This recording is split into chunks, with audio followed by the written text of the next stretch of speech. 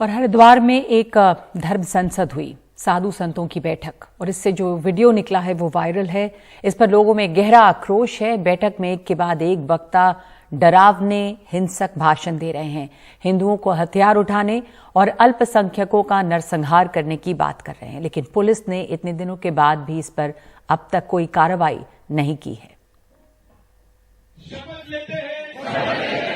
17 से 19 दिसंबर के बीच हरिद्वार में कई साधु संतों की बैठक में देश के संवैधानिक मूल्यों और सांप्रदायिक सौहार्द के खिलाफ लगातार भाषण हुए।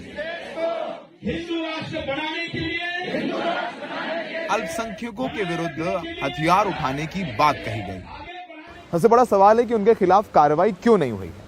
हमारे पास स्वामी प्रबोधानंद की कुछ ऐसी तस्वीरें हैं जो ये साफ करती हैं कि उनके खिलाफ कार्रवाई क्यों नहीं हो रही। प्रबोधानंद की एक तस्वीर है जिसमें वो पुष्कर धामी, जो कि इस वक्त उत्तराखंड के मुख्यमंत्री हैं, उनके साथ है। उस तस्वीर में पुष्कर धामी प्रबोधानंद के पैर छूते हुए नजर आ रहे हैं। यानी उत्तराखंड के मुख्यमंत्री जो हेट स्पीच देने वाला है, भड़काऊ भाषण देने वाला है, देश में सौहार्द खराब करने वाला है, उसके पैर छूते हुए नजर आ रहे हैं। तो क्या यही वजह है कि पुलिस उन पर कोई कार्रवाई नहीं कर रही है? नहीं, अब तो मुकदमा दर्ज किया गया है। इसकी एक बानगी स्वामी प्रबोधानंद गिरी के भाषण का ये हिस्सा है। अब ये बात इतने अंतर है, या तो खुद मरने को तैयार रहो या मारने को तैयार रहो, दूसरा कोई विकल्प नहीं है। ये बिल्कुल विकल्प नहीं है।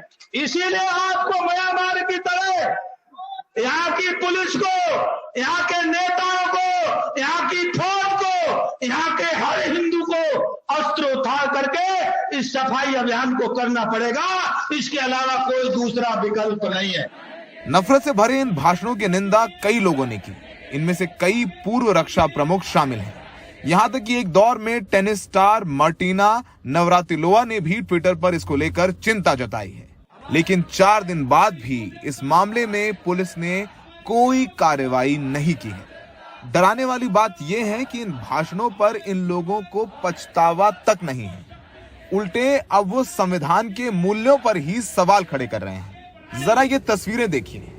ये तस्वीरें हैं दासना देवी मंदिर की, जहां पर यति नरसिम्हानंद रहता है, जिसने ये धर्म संसद ऑर्गेनाइज कराई थी। तो इसके खिलाफ कार्रवाई करने की बजाय इसको उत्तर प्रदेश पुलिस की सुरक्षा मिली हुई है।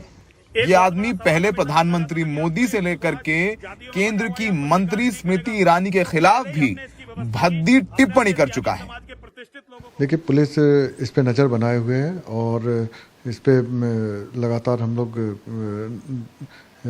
इनके बहुत ही ढंग से इस पे नजर बनाए हुए हैं और जो भी आवश्यक कार्रवाई होगी उसको करेंगे। आपको पता है सर, इस देश में कानून का राज है और आप ये सब भाषण बयान देते हैं, उससे यहाँ पर शांति व्यवस्था भंग हो सकती है।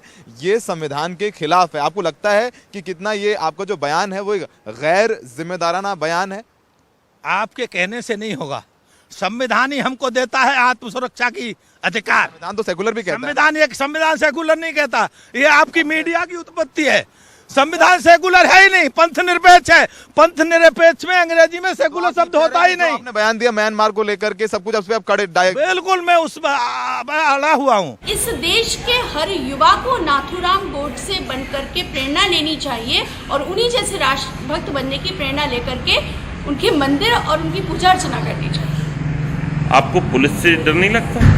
हम भगवाधारी हैं।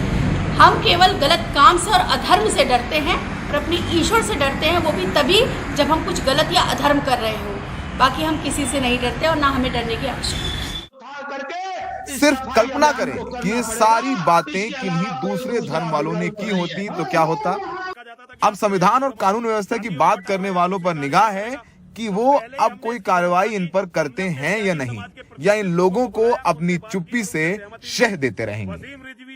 उत्तर प्रदेश और उत्तराखंड में विधानसभा चुनाव आने वाले हैं और ये भड़काऊ भाषण देने वाले लोग खुले घूम रहे हैं। इनके भाषण सोशल मीडिया पे वायरल हैं। ये संविधान को चुनौती दे रहे हैं, कानून को चुनौती दे रहे हैं। सबसे बड़ा सवाल है कि अब तक इन पर कार्रवाई क्यों नहीं है। इनके बयान समाज में माहौल खराब कर सकते हैं और वो भी चुनाव से पहले। क्या इस वजह से पर इन पर कोई कार्रवाई नहीं हो रही क्योंकि इनके कुछ करीबी रिश्ते हैं।